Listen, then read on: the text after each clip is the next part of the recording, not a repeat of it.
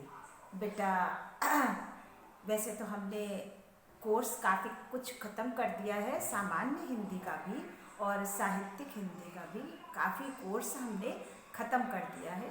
अब चाहे वो गद्य पद्य से संबंधित हो या व्याकरण की दृष्टि से संबंधित हो, हमने सभी कोर्स लगभग समाप्त कर दिए हैं। साहित्यिक हिंदी के बच्चों का विसर्ग संधि का एक लेक्चर हमने भेजा हुआ है और दूसरा लेक्चर भी हम भेज देंगे और वो संधि भी आपकी ख़त्म हो जाएगी। तो इस तरह से देखते देखते सारा कोर्स ख़त्म हो गया है। सिर्फ सामान्य हिंदी के बच्चों का केवल एक पाठ पद्य में बचा हुआ है, वो है अज्ञेय। वो हमें पढ़ाना है, साहित्यिक और सामान्य दोनों क्लास के बच्चों का है वो, तो वो एक पाठ पढ़ाना है, वो हम पढ़ा देंगे आपको और आप लोग चिंता मत करिए। लेकिन जिस हिसाब से हमने पढ़ाया और हम देख रहे हैं कि आप लोग जो है वीडियो जो है बहुत कम देख रहे हो बेटा। क्या बात है, समझ में नहीं आ रहा है या कि कुछ और बात है? अब तो आपकी परीक्षा भी अप्रैल के महीने में शुरू होगी, जो मार्च में होने वाली थी, अब वो अप्रैल में, क्योंकि पंचायत चुनाव है, वो ख़त्म होने के बाद ही आपकी परीक्षा शुरू होगी। तो अब आपके पास तो काफ़ी समय है तैयारी करने का, तो इसीलिए हम वीडियो जो है धीरे धीरे भेज रहे हैं, जिससे कि आपके ऊपर कोई बोझ न पड़े, बर्डन न पड़े और आप लोग आसानी से थोड़ा थोड़ा करके पढ़ते जाइए, जिससे कि आपको समझ में भी आए और आपका कोर्स समाप्त हो जाए। तो काफ़ी कुछ तो हमने आपका समाप्त कर दिया है। अब आपका 30% कोर्स जो है वो एग्ज़ाम में नहीं आएगा, जिसकी की जानकारी हम आपको दे चुके हैं, फिर भी आपको एक बार बता देते हैं। 30% जो कोर्स कम हुआ है वो गद्य पद्य संस्कृत और क्या बोलते हैं इसमें कहानी में काटा गया है, और व्याकरण जो है जितना भी है वो पूरा का पूरा आएगा, उसमें कोई भी कटौती नहीं की गई है। तो आप लोग व्याकरण तो पूरा ही पढ़िएगा।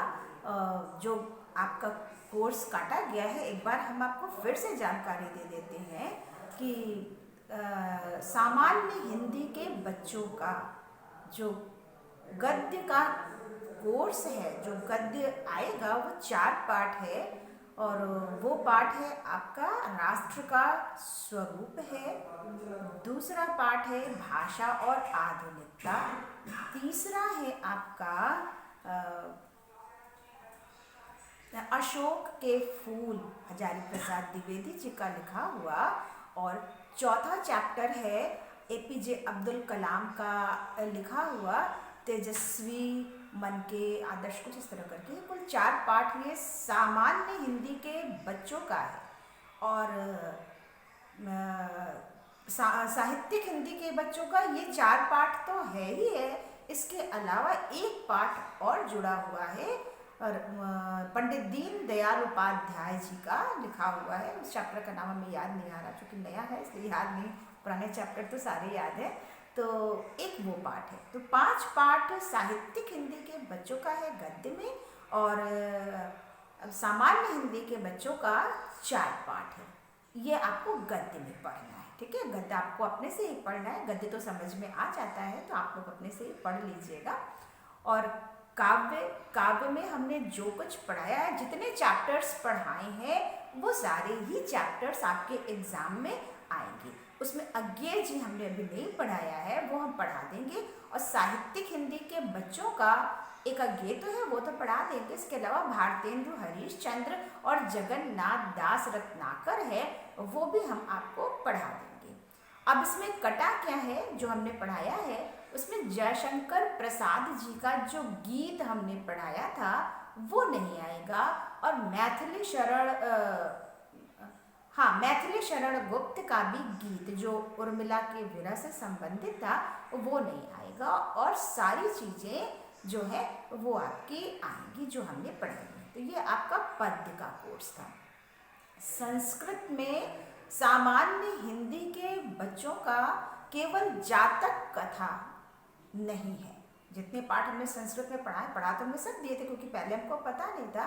तो वो केवल जातक कथा उसमें से नहीं आएगा, और साहित्यिक हिंदी के बच्चों का जो है वो जातक कथा नहीं आएगा, नृपति दिलीपः ये 2 पाठ नहीं आएंगे, और सारे पाठ संस्कृत के आएंगे जो कि हमने आपको पढ़ा दिए हैं। ठीक है, एक पाठ दूत वाक्य नहीं पढ़ाया है, बहुत इंपॉर्टेंट नहीं था इसलिए हमने नहीं पढ़ाया है, और अक्सर उसमें से नहीं पूछा जाता है, और जो भी पूछा जाता है इन्हीं चैप्टर्स से पूछा जाता है। तो आप लोग परेशान मत होइए, जितना पाठ हमने पढ़ाया है उतना ही पाठ पढ़ लीजिएगा, उसमें से तो 99 नहीं 101% आपको अवश्य मिल जाएगा। साहित्यिक हिंदी के बच्चों से ये भी रिक्वेस्ट है कि वो संस्कृत के प्रश्न उत्तर को भी याद कर लें, क्योंकि उनका प्रश्न उत्तर भी आता है। ठीक है, तो ये था आपका कोर्स। और साहित्यिक हिंदी के बच्चों का जो कथा भारती का कोर्स है वो 3 पाठ है। कर्मनाशा की हार है, एक बहादुर है, और एक है आपका पंचलाइट। कर्मनाशा की हार और बहादुर, ये 3 पाठ आपका कथा भारती में है, और सामान्य हिंदी के बच्चों को मैंने बता ही दिया है। तो ये 30% का इतना ही कोर्स आपका कम हुआ है। अब आप लोगों को थोड़ा सा कंफ्यूजन ये है, गरुड़ ध्वज नाटक जो है वो कक्षा 11 में आया था, अब वो नहीं आएगा 12th में। पहले आता था गरुड़ ध्वज नाटक भी और खंड काव्य दोनों आते थे, लेकिन जब से एक पेपर हुआ है तो गरुड़ ध्वज 11th क्लास का कोर्स हो गया है, और खंड काव्य सत्य की जीत जो है वो 12th के लिए निर्धारित कर दिया गया है। सत्य की जीत खंड काव्य ये आपका प्रतापगढ़ जनपद के लिए है, और जनपद के लिए दूसरे खंड काव्य हैं। तो बेटा आप लोग जिस जनपद के हो वो आप लोग देख लीजिएगा, क्योंकि कई खंड काव्य हैं। तो हमारे प्रतापगढ़ जनपद का जो खंड काव्य है वो सत्य की जीत है। तो गरुड़ ध्वज नाटक आपको नहीं पढ़ना है, केवल आपको खंड काव्य सत्य की जीत या जिसके जिले में जो खंड काव्य चलता है उसे वो पढ़ना है। तो ये था आपका बुक्स के बारे में, क्या क्या पढ़ना है आपको वो हमने आपको बताया। इसके अतिरिक्त ग्रामर पोर्शन है, तो सामान्य हिंदी के बच्चों का जो ग्रामर पोर्शन है, पहले हम उसके पहले हम आपको और चीज़ बता दें।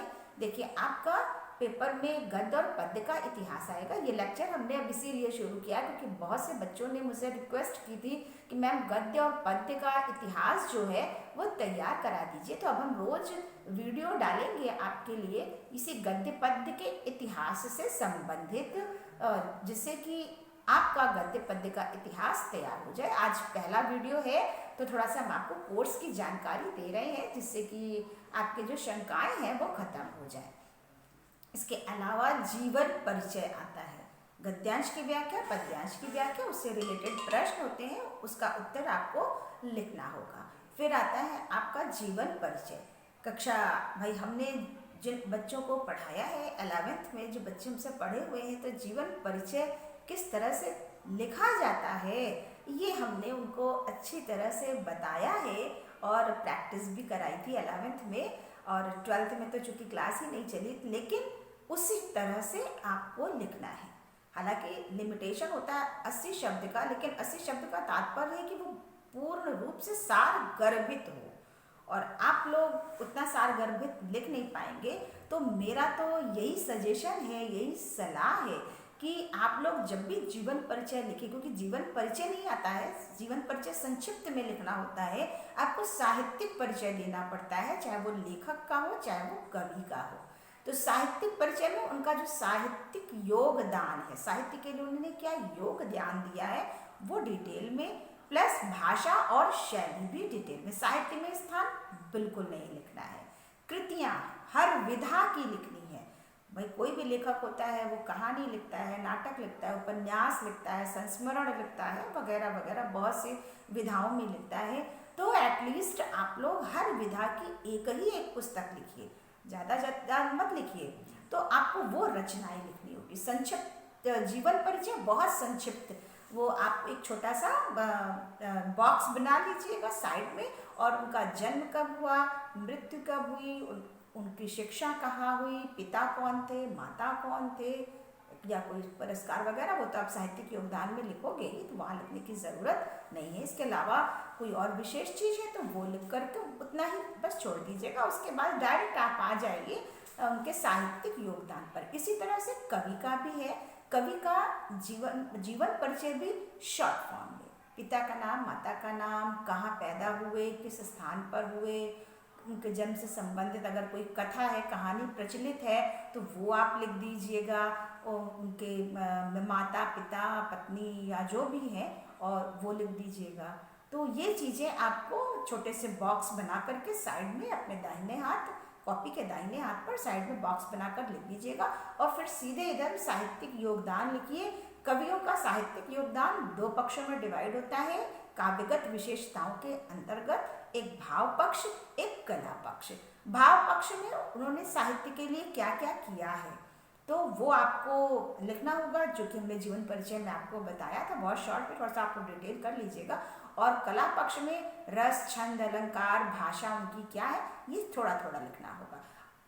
अति उत्तम होगा यदि आप उदाहरण दे दीजिए, तो एग्जामिनर्स को वो बातें अच्छे से समझ, हम जो कहना चाहते हैं वो उदाहरण से वो और अच्छे से समझ जाएंगे।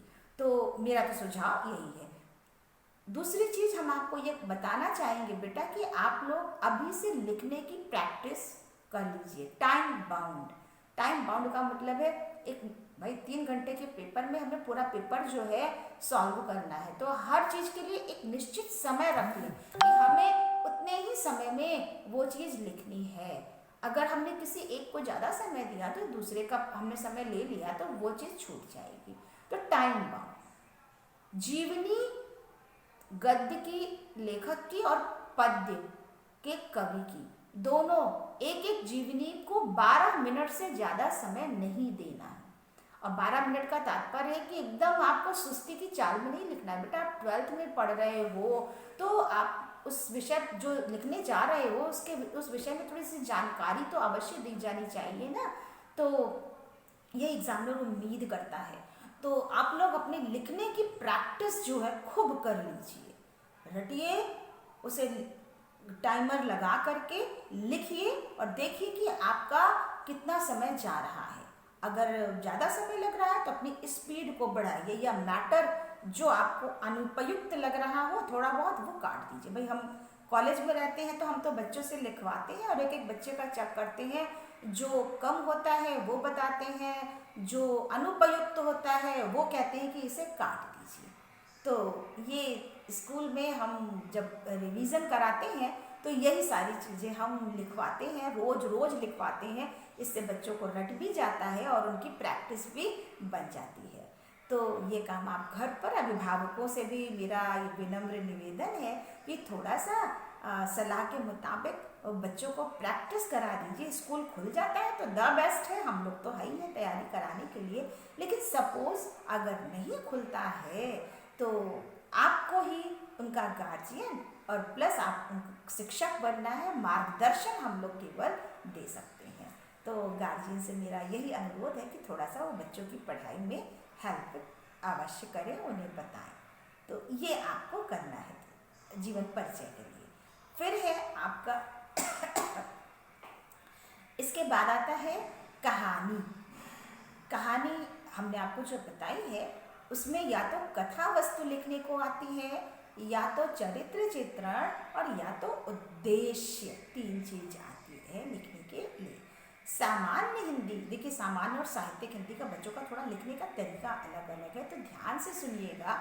जो सामान्य हिंदी का तात्पर्य जो साइंस साइड वाले बच्चे हैं उनको तो या तो कथा वस्तु लिखने को आएगी। तो कहानी आपने पढ़ी है, शॉर्ट में आपको कथा वस्तु लिखनी है, और कथा वस्तु का तात्पर्य है कि बीच बीच में उस कहानी के थोड़े थोड़े कोटेशंस आपको देने होंगे, यानी उस कहानी के कुछ अंश जो है अपनी बातों को रखने के लिए लिखने पड़ते हैं। तो बीच बीच में वो आपकी अपनी भाषा में होगा, वो आपकी। या तो चरित्र चित्रण आता है, किसी भी कहानी का एक प्रमुख पात्र होता है, उस प्रमुख पात्र का चरित्र चित्रण। तो तीन कहानी ही है, तो आप लोग कथा वस्तु चरित्र चित्रण रट लीजिए और लिख दीजिए। अब एक नया वो चला है, पिछले वर्ष से हमने देखा है, उद्देश्य भी दे देते हैं लिखने के लिए, लेकिन हम तो यही कहेंगे कि आप लोग अगर कथा वस्तु और चरित्र चित्रण 2 पढ़ लेते हैं तो 100% आपका एक प्रश्न इसमें से फंस जाएगा, ठीक है।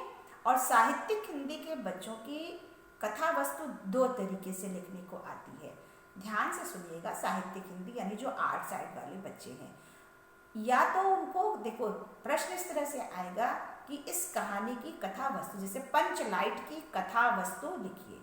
अगर कथा वस्तु लिखिए आया है तो आप अपने शब्दों में पूरी कहानी को जैसे लिखते हैं वैसे लिख दीजिएगा, बीच बीच में कहानी के कुछ अंशों को उदाहरण स्वरूप डाल दीजिएगा, ठीक है। एक तो इस तरह से आएगा, या तो एक इस तरह से आएगा कि बहादुर कहानी की समीक्षा कहानी कला तत्वों के आधार पर करिए, इस तरह से प्रश्न आएगा, ध्यान दीजिएगा। या तो कथा वस्तु लिखने को आएगा या तो समीक्षा करने को। समीक्षा का तात्पर्य है, दोनों में बहुत डिफरेंस है। कथा वस्तु में सिर्फ कहानी लिखी जाती है और समीक्षा 6 तत्वों के आधार पर होती है। कहानी कला के 6 तत्व होते हैं। एक होता है कथा वस्तु, दूसरा होता है चरित्र पात्र एवं चरित्र चित्रण, तीसरा होता है कथोपकथन एवं संवाद, चौथा होता है देश काल या वातावरण, पांचवा होता है भाषा शैली और छठा होता है आपका उद्देश्य। ये 6 तत्व होते हैं कहानी कला के मुख्य। इनके आधार पर पूरी कहानी को लिखा जाता है। कथा वस्तु जो आप सिर्फ कथा वस्तु में पूरा डिटेल में लिखते हैं, समीक्षा में वो कथा वस्तु बहुत छोटी कर देना है आपको। मुश्किल से 8 या 10 लाइन में उस कथा वस्तु का मुख्य सार लिखना होगा अगर समीक्षा कर रहे हैं तब। उसके बाद पात्र एवं चरित्र चित्रण, उस कहानी में कौन कौन से पात्र हैं उनका नाम कॉमाज लगा लगा करके लिख दीजिए, और प्रमुख पात्र कौन है उसका नाम, और उसके चरित्र की जो विशेषताएं हैं उसकी केवल हेडिंग, डिटेल बिल्कुल नहीं दीजिएगा बेटा, बिल्कुल नहीं डिटेल।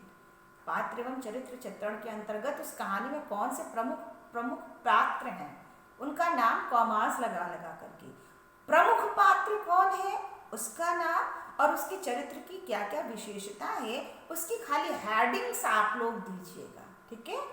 तीसरा है कथोपकथन या संवाद, मतलब किसी भी कहानी को सफल बनाने में संवाद का बड़ा महत्वपूर्ण योगदान होता है।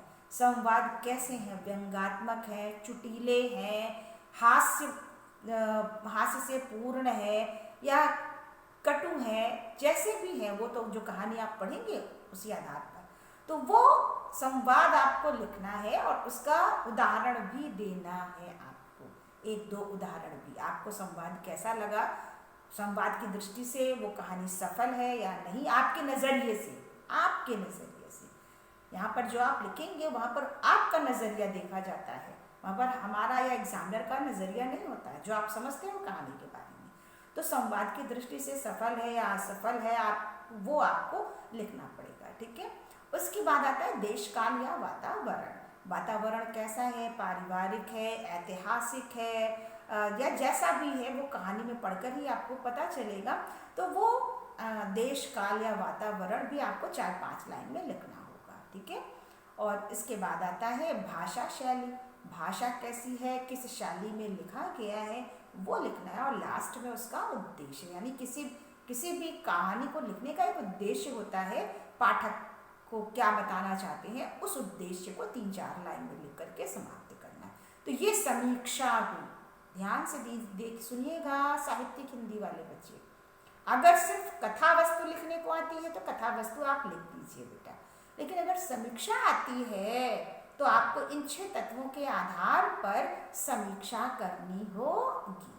इसके अलावा चरित्र चित्रण आता है, जो प्रमुख पात्र हैं उनका चरित्र चित्रण। तो आप लोग देख लीजिए, पंचलाइट है, बहादुर है, बहादुर में बहादुर ही प्रमुख पात्र है, उसका चरित्र चित्रण। कर्मनाशा की हार 3 है, तो 2 भी पढ़ लीजिएगा तो भी आपका चरित्र चित्रण में काम चल जाएगा, कोई ना कोई फंस जाएगा, ठीक है। और इसके बाद आता है खंड काव्य। खंड काव्य सामान्य हिंदी के बच्चों के लिए खंड काव्य के लिए उसी तरह से कथा वस्तु लिखने को आएगी। अब एक बात यहाँ पर ध्यान से सुनिएगा बेटा, खंड काव्य पद्य में लिखा हुआ है, तो आप जो भी कथा वस्तु लिखेंगे अपनी हर बात का प्रूफ देने के लिए कोटेशंस का प्रयोग करेंगे। जितने ज़्यादा कोटेशंस लिखेंगे उतनी ही सफल कथा वस्तु होगी। आप गाइड्स आपके पास होंगे, आपके पास तो उसमें ढेर सारे, नहीं तो आप दो चार किताबों से संग्रह कर लीजिए। सबके आपके आस पड़ोस में बहुत से ऐसे बच्चे होंगे, अलग अलग गाइड से सबने खरीदी होगी, तो कंसल्ट करके आप जो है क्या क्या बोलते हैं कोटेशंस का संग्रह कलेक्शन कर लीजिए और सही जगह पर सही कोटेशन लगाइए। हमने देखा है कि बच्चे कोटेशन तो रट लेते हैं, लेकिन उस कोटेशन की सही जगह क्या है ये नहीं समझ पाते, गलत गलत जगह पर कोटेशंस को डाल देते हैं, तो आपका सारा किया धरा जो है वो बेकार हो जाएगा। तो कथा वस्तु पढ़िए, वहाँ पर कौन सा कोटेशन आएगा वो आप ध्यान से देख करके तब लिखिएगा। तो ये है। और चरित्र चित्रण, द्रौपदी का चरित्र चित्रण, दुशासन का चरित्र चित्रण और युधिष्ठिर, ये 3 प्रमुख पात्र हैं। इन्हीं 3 प्रमुख पात्र का आपको चरित्र चित्रण रटना होगा। और एक है उद्देश्य, खंड काव्य का उद्देश्य, नैतिक मूल्यों की स्थापना करना। इस तरह से करके कई पॉइंट्स है, विश्व बंधुत्व की भावना को स्थापित करना, तो ये सारे जो है उद्देश्य के अंतर्गत आएंगे। तो उद्देश्य, ये 3 प्रश्न हैं जो साहित्यिक और सामान्य दोनों बच्चों को पढ़ना है। साहित्यिक वालों के लिए एक चीज़ और अलग है, जैसे हमने कहा ना, जैसे कि समीक्षा अगर आ गई तो इन 6 तत्वों के आधार पर आपको समीक्षा करनी पड़ेगी। खाली कथा वस्तु आती है तो कथा वस्तु लिख दीजिए, और नहीं अगर समीक्षा आती है तो इन 6 कहानी कला तत्वों के आधार पर आपको समीक्षा करनी होगी। तो ये आपका खंड का प्रश्न पत्र था। आपका प्रश्न पत्र 2 भागों में डिवाइड होगा, खंड क और खंड ख। तो ये हमने खंड का के बारे में आपको बताया। आशा करते हैं कि ये जानकारी आपके लिए उपयोगी होगी, और कमर कस लीजिए, अप्रैल में एग्ज़ाम्स होने वाले हैं और फरवरी और मार्च 2 महीना है। अब रट चुके हो तो अब सिर्फ लिख लिख करके प्रैक्टिस करनी, क्योंकि हिंदी में बहुत लिखना पड़ता है बेटा। तो आप लोग खूब रटिए, खूब प्रैक्टिस करिए लिखने की। थोड़ा शब्दों की गलतियों त्रुटियों पर भी ध्यान दीजिएगा, मात्रा पाई का भी ध्यान दीजिएगा। खासकर साहित्यिक हिंदी के बच्चे, आप लोग साहित्यिक हिंदी पढ़ रहे हैं तो एग्जामिनर भी आपसे कुछ उम्मीद करेगा। तो आज हमने आपको खंड का प्रश्न पत्र के बारे में पूरा डिटेल बताया।